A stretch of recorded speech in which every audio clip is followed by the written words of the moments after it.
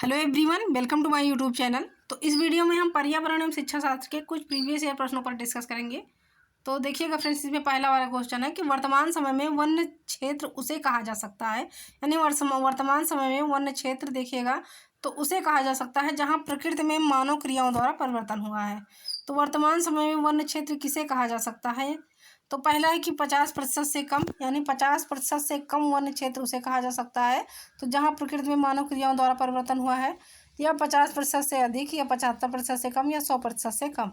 तो वर्तमान समय में 50% से अधिक 50% से अधिक वन्य क्षेत्र उसे कहा जा सकता है जहाँ प्रकृति में मानव क्रियाओं द्वारा परिवर्तन हुआ है। तो सही उत्तर इसका हो जाएगा ऑप्शन नंबर बी।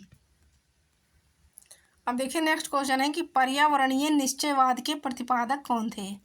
अब पर्यावरणीय निश्चयवाद के इसमें प्रतिपादक पूछा गया है कि कौन थे। तो पहला है कि कार्ल रिटर थे, यानी पर्यावरणीय निश्चयवाद के प्रतिपादक तो कार्ल रिटर थे, या ग्रिफिथ टेलर थे, या डेविस थे, या डार्विन थे। तो पर्यावरणीय निश्चयवाद के प्रतिपादक ये थे कार्ल रिटर। तो इसका सही उत्तर जाएगा ऑप्शन नंबर फर्स्ट। अब देखिए अगला क्वेश्चन है, संयुक्त राष्ट्र संघ ने वर्ष 2002 को किसका अंतर्राष्ट्रीय वर्ष घोषित किया है। तो संयुक्त राष्ट्र संघ ने वर्ष 2002 को किसका अंतर्राष्ट्रीय वर्ष घोषित किया है। तो पहला है कि सतत विकास का, यानी सतत विकास का संयुक्त राष्ट्र संघ ने वर्ष 2002 को अंतर्राष्ट्रीय वर्ष घोषित किया है। या नेक्स्ट है कि स्वच्छता वर्ष का, या वन संरक्षण वर्ष का, या मृदा संरक्षण वर्ष का। तो देखिएगा कि संयुक्त राष्ट्र संघ ने वर्ष 2002 को सतत विकास का अंतर्राष्ट्रीय वर्ष घोषित किया है। तो इसका सही उत्तर हो जाएगा ऑप्शन नंबर ए।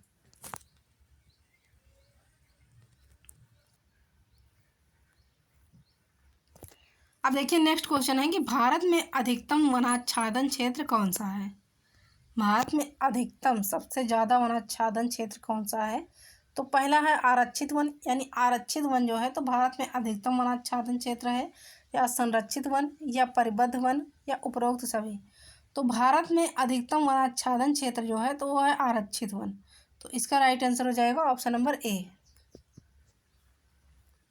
अब नेक्स्ट देखिएगा कि निम्न में से किसको हरा सोना कहते हैं। निम्न में से तो किसे हरा सोना कहा जाता है। तो पहला है कि कृषि को, यानी कृषि को हरा सोना कहते हैं, या वन को, या कॉफ़ी को, या उपरोक्त सभी। तो देखिएगा कि हरा सोना, तो हरा सोना वनों को कहा जाता है। राइट आंसर इसका हो जाएगा ऑप्शन नंबर बी।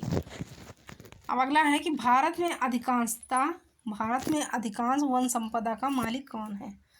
तो भारत में अधिकांश वन संपदा का मालिक पूछा गया है कौन है। तो पहला है कि निगमित निकाय, यानी भारत में अधिकांश वन संपदा का मालिक तो निगमित निकाय है, या गैर सरकारी व्यक्ति है, या राज्य है, या उपरोक्त सभी है।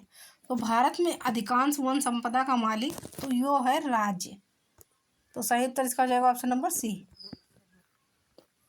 अब देखिएगा अगला क्वेश्चन है कि विश्व पर्यावरण दिवस कौन सी तारीख को मनाया जाता है।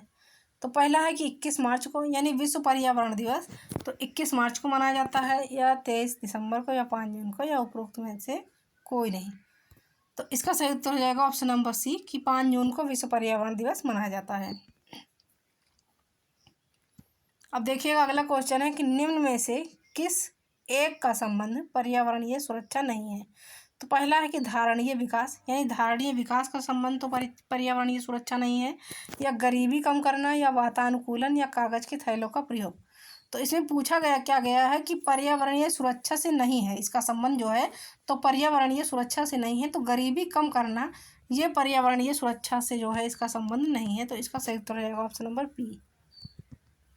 अब देखिए अगला क्वेश्चन है कि पर्यावरण का संतुलन बनाए रखने के लिए वनांतर्गत क्षेत्रफल होना चाहिए। तो देखिएगा कि पर्यावरण का संतुलन बनाए रखने के लिए वनांतर्गत क्षेत्रफल कितना होना चाहिए। तो पहला है कि 20%, यानी वनों का क्षेत्रफल तो 20% होना चाहिए, या 23%, या 33%, या 53%। तो पर्यावरण का संतुलन बनाए रखने के लिए वनों का जो है क्षेत्रफल होना चाहिए तो वो होना चाहिए 33%। तो सही उत्तर इसका जो हो जाएगा ऑप्शन नंबर सी।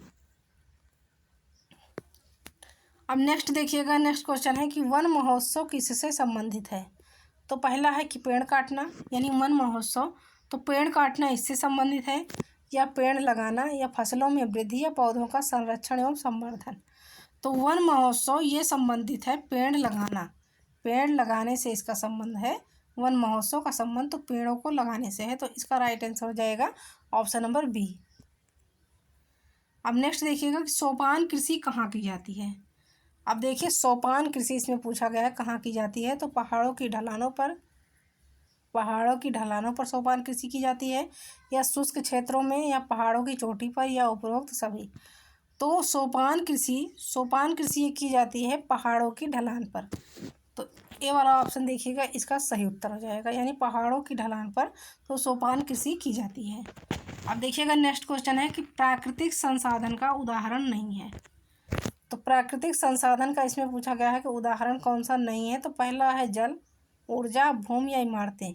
तो प्राकृतिक संसाधन का उदाहरण इमारतें नहीं है, क्योंकि इमारतें जो है तो ये मानव निर्मित संसाधन है, ये मनुष्यों द्वारा बनाई गई संसाधन है, तो ये प्राकृतिक संसाधन का उदाहरण नहीं है। बाकी जल, ऊर्जा, भूमि, तो जल, ऊर्जा, भूमि जो है तो ये प्राकृतिक संसाधन का उदाहरण है। अब इसमें नहीं पूछा गया है तो नहीं है इमारतें। अब देखिएगा नेक्स्ट है कि प्राकृतिक संसाधनों के नष्ट होने का सुमेल कारण नहीं है। तो प्राकृतिक संसाधनों के नष्ट होने का सुमेल कारण कौन सा नहीं है। तो जनसंख्या वृद्धि, भूकंप, पर्यावरणीय प्रदूषण या वन्य जीवों का शिकार।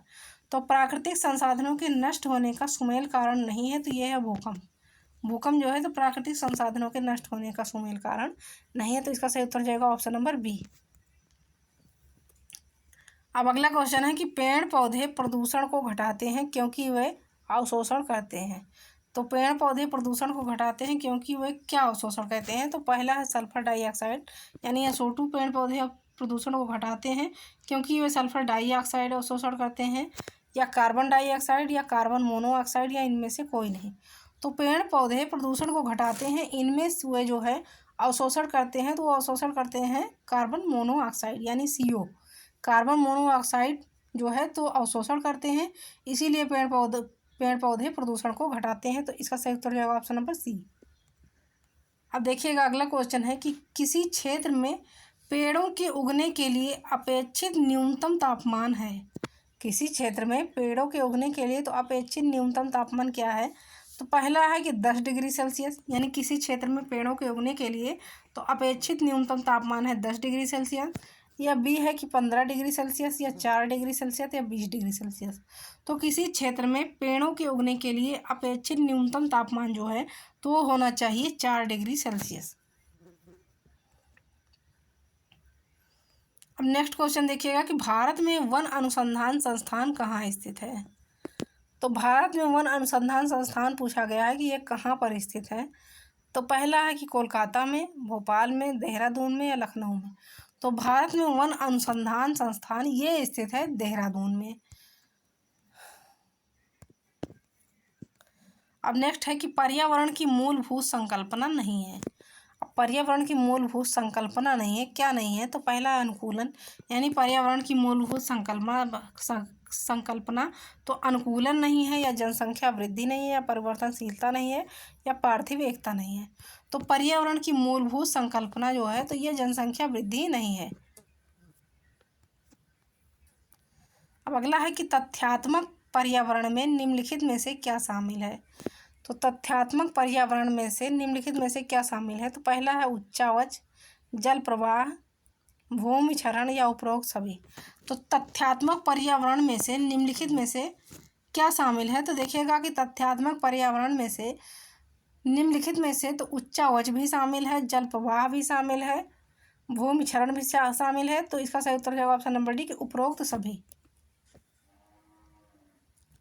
अब नेक्स्ट है कि पर्यावरण को ऊर्जा प्राप्त होती है। तो पहला है कि कोयला से, पेट्रोलियम से, आणविक शक्ति से, या सूर्य से। तो पर्यावरण को ऊर्जा प्राप्त होती है सूर्य से, इसका सही उत्तर जाएगा ऑप्शन नंबर डी। अब अगला है कि नगरों में पर्यावरण संतुलन होता है। तो नगरों में पर्यावरण संतुलन किस क्रिया द्वारा होता है। तो पहला है कि मल निकासी द्वारा, आवासीय समस्या से, जलाऊ लकड़ी से, या उपरोक्त तीनों से। तो नगरों में पर्यावरण असंतुलन ये होता है उपर्युक्त तीनों से, यानी मल निकासी से भी होता है, आवासीय समस्या से भी होता है, जलाऊ लकड़ी से। तो सही उत्तर इसका हो जाएगा ऑप्शन नंबर डी उपरोक्त तीनों से। अब देखिएगा अगला क्वेश्चन है कि पर्यावरण ह्रास का पर्यायवाची है। तो देखिए पर्यावरण ह्रास यानी नुकसान का पर्यायवाची क्या है कि पर्यावरण अवनयन, पर्यावरण निम्नीकरण, पर्यावरण अपकर्षण या उपरोक्त तीनों। तो पर्यावरण ह्रास का पर्यायवाची तो उपरोक्त तीनों है, यानी पर्यावरण अवनयन भी है, पर्यावरण निम्नीकरण भी है, पर्यावरण अपकर्षण भी है। तो सही उत्तर इसका जाएगा ऑप्शन नंबर डी कि उपरोक्त तीनों। अब देखिए अगला क्वेश्चन है कि मरुस्थल में पर्यावरण होता है। तो पहला है कि असंतुलित, यानी मरुस्थलीकरण में तो पर्यावरण असंतुलित होता है या संतुलित या उतार चढ़ाव वाला, इनमें से कोई नहीं। तो मरुस्थलीकरण में पर्यावरण होता है असंतुलित। सही उत्तर इसका हो जाएगा ऑप्शन नंबर ए। अब देखिएगा इस वीडियो का सबसे लास्ट वाला क्वेश्चन है कि नगरीकरण का पर्यावरण पर क्या प्रभाव पड़ता है।